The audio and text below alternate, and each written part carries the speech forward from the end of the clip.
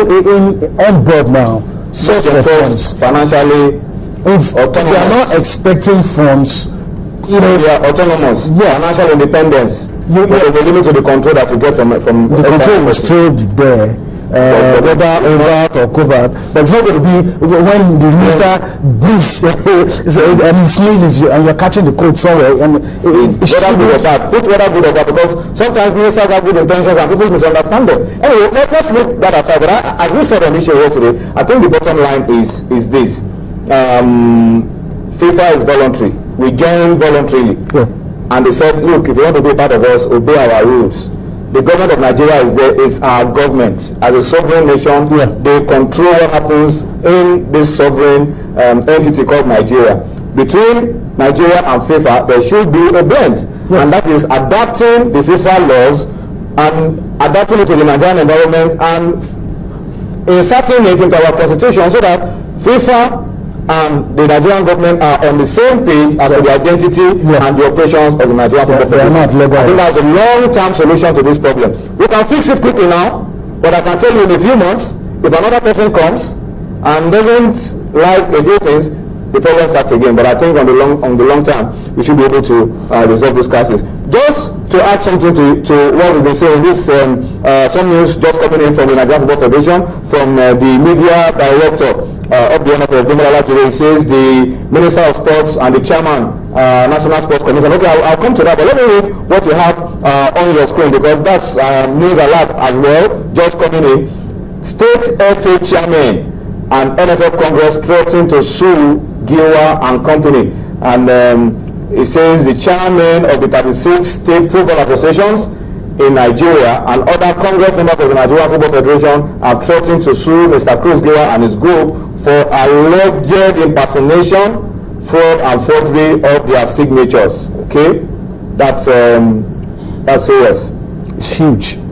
The congressmen claim that the attendance list sent to FIFA and the Court of Arbitration for Sports (CAS) over the purported elections of August 26, 2014 by Mr. Chris Giwa and his group is fake. Of course, details of this will come later. So, State of the Chairman are also threatening to go to court. I thought we were withdrawing cases from court, but they are also threatening to go to court. But anyway, this is impersonation of forgery. Forgery, alleged fraud. Alleged. It is not proven yet, so you cannot say this man has committed fraud until it is proven. So it's an allegation, and we must state it clearly, because you are not guilty until you have been proven guilty. All right. So it's an allegation from the State FA Chairman that their signatures were forged and that there was fraud in the list of attendance sent to FIFA and CAS by Mr. Chris Giwa and his group. But I was reading something that just came in now from the Nigerian Football Federation. The Minister of Sports and Chairman of the National Sports Commission, Tamdan has ordered the quick and unambiguous resolution of the crisis, threatening to tear the Nigerian Football Federation apart, and directed fielding parties to sheath their swords in the interest of peace. That's coming from Sports Minister Tammy Danagogo. But let's listen to the man in the eye of the storm, Chris Giwa. He was at the Glass House yesterday, inaugurated some committees to run his own administration, and it's getting really interesting and comical. But he had a few things to say about resolving this crisis as well. Let's sit back, listen to Chris Giwa speaking about this crisis, and then we'll come back for more on Sports Tonight. Well, actually, I don't want to make comments concerning this issue, because I know very, very well that the matter is before the Court of Arbitration in Sport. And for me to say something about it, I think it will be wrong for now. But one thing I still want to repeat here is we should remain calm. There's no cause for alarm by the grace of God. I believe that things are working out very, very well. I am not expecting anything that will tamper with the interests of Nigerians. Well, one thing I want you to understand, there's always, in a family, there's always a senior brother and a junior brother. And by the grace of God, as long as this issue is concerned, the Giwa remain the elder brother by the grace of God. It's so surprising for you to see a junior brother is asking you for a concession. Meanwhile, I don't have any problem with Pinnick. myself and him were all members of the football family.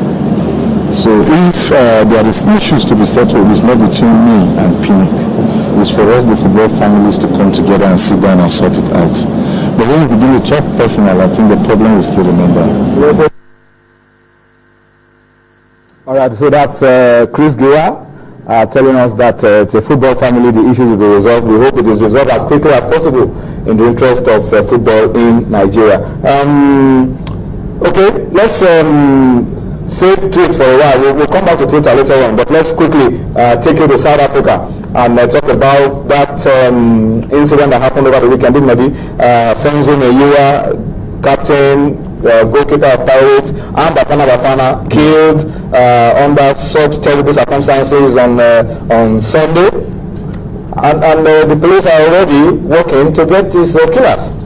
Well, from the latest information, the police have gotten a sketch of the alleged perpetrators, sketch of the two of them, as well as be published on their Twitter handle. So this they've gotten one step ahead and trying to get to the roots and trying to get those who were involved in the killing of Senzo Meyiwa. Quite unfortunate end to a player who ran the World Cup qualifier, current World Cup qualifier, without conceding a goal. Played a game against Maras Cape Town in the South African local football, domestic football. Of course, he's going to be buried on Saturday. Wow. My only contact with him, let me just tell you, when I was in Johannesburg, I was on my way to Orlando Pirates Stadium, training ground. I missed my way. So I was waiting for you to ask questions because the place was not. There were few people, so I just stopped in the car. I didn't really like was Senzo Meyiwa that was driving towards me. I just asked him a question. When he said, are you where from? I said, I'm in Nigeria. So enter. I'm going there. I never knew he was even the goalkeeper.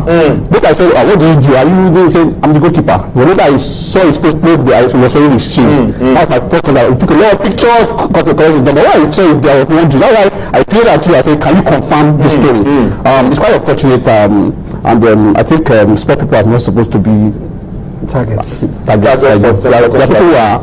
just a case of robbery going around. Yes. Well, we can say a lot of conspiracy theories in the rumor mill, but when these two guys that have been sketched, when they get caught, then we'll know what really happened. Even though the detectives are trying to tell us it wasn't targeted, but of course we'll just have to wait and see. Evidence will come to the surface, then we'll know what really happened. I took notice of this guy when my South African, the South African player I love so much, Itumela Nkune, got injured, and he became number one, and he annoyed me the day Nigeria played because he allowed us to score. It's wasting time. I was like, who is this goalkeeper? I mean, only for this to happen. It's really sad. But the South Africans, the way the police have gone about doing this is commendable. They're putting pressure on those guys. Their pictures are everywhere, and there's a reward for 40,000. So just tell us what these guys are, and the South African police is an embarrassment to them. You're telling the whole world that sports stars are not safe. Are not safe. They're going to flush you out, and that's the way to go. And of course, the Nigerian Football Federation have also written a letter of condolence to South African Football Association, commiserating with them over the loss of Senzo Meyiwa. Let me read a few comments on Twitter before we go on this break. Oguniyi Lawrence says, please, Lord President, good luck, Jonathan. Call Prince Giwa to order now before things get out of hand.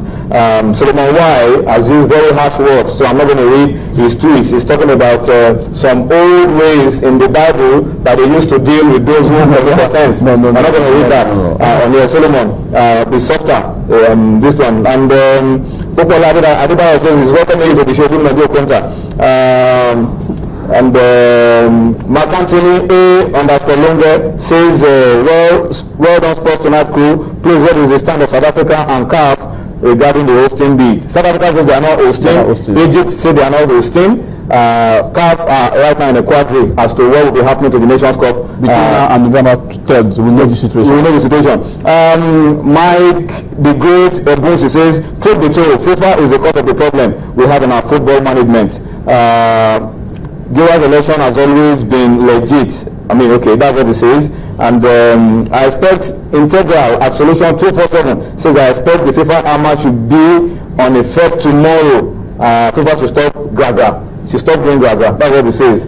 And Kelani Olada continues says Minister Nagogo is to be, okay, it says mayor to be blamed